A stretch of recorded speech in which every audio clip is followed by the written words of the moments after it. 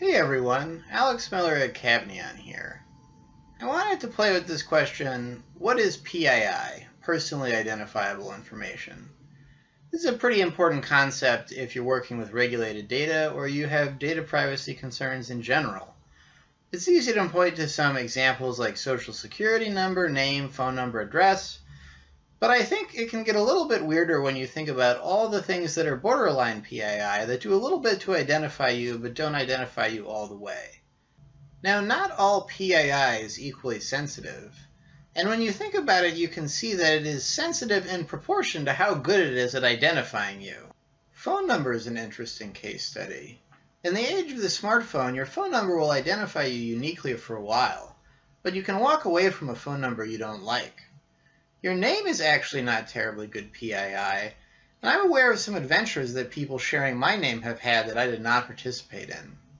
Your social security number is very sensitive because it identifies you uniquely for your entire life.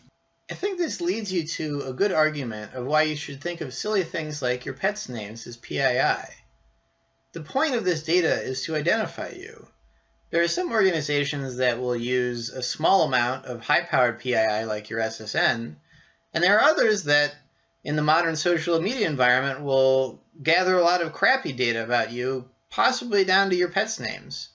But at the end, what's really toxic is that they can identify you as an individual. Now, I'm not saying to go live in the woods.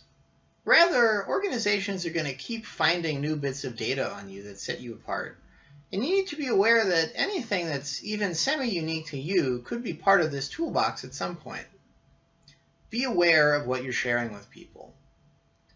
Now, I think this conversation is relevant to a lot of people, so if you found this video helpful, please give me a like or feel free to reshare it with anybody you think might be interested.